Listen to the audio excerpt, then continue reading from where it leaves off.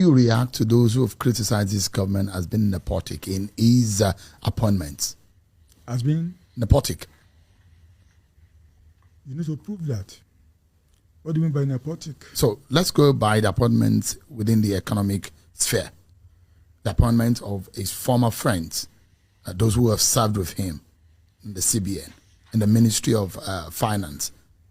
And these are strongholds. I mean, those who believe that some of the agencies that hold sway on our economy, they're former Lagos boys.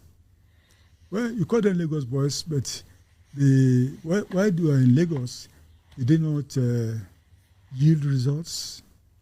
I see a president, you see, in this country, we sometimes misplace our argument by saying, oh, the president must appoint this and appoint that.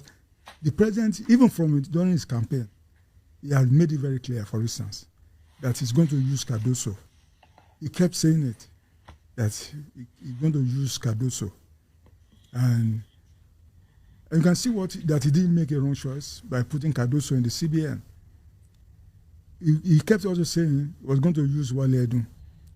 And he made you can see what the efforts the Wale Edun is making to make sure that this, as the coordinator of the economy, the efforts is making to make sure the economy is put on the right footing.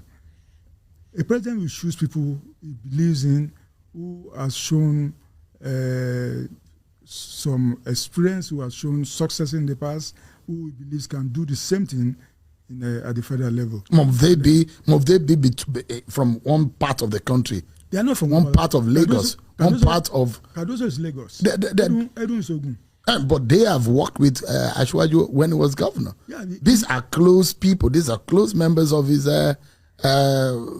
political team. You should be talking about, are they qualified to hold those positions? Must they be the only people that could take part? Are they qualified to hold the positions? Are there no other people who are qualified, Mr. Onanuga? If you are a CEO of a company and you want to employ people, you better go for people that you know have the pedigree, who have done this, demonstrated that they could do this job, and so that you don't begin to experiment. So are you saying that it is only those who have come from the places where the president picked them are the only ones who are qualified? No, I'm not saying they are the only people who are qualified.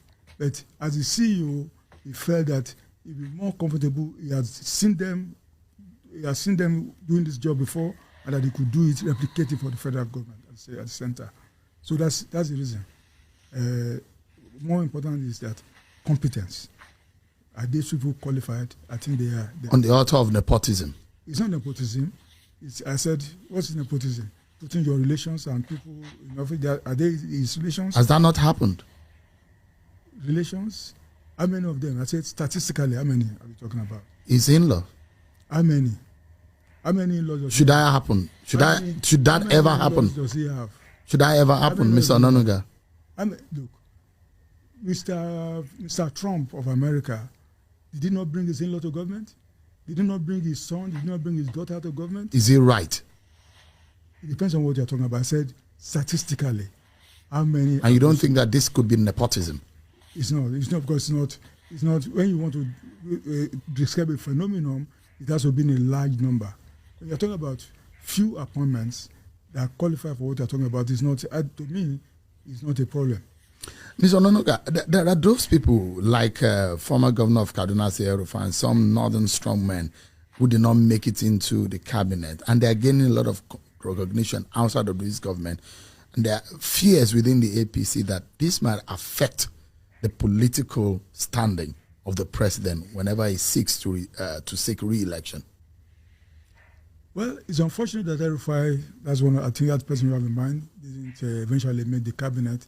But my belief is that 2027 is still a long way. Whatever